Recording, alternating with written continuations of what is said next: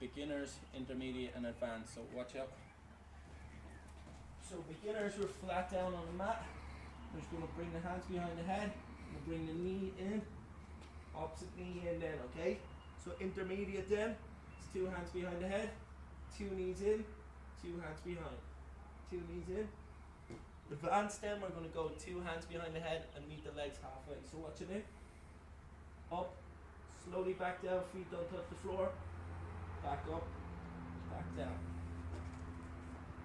So that's beginners, intermediate and advanced.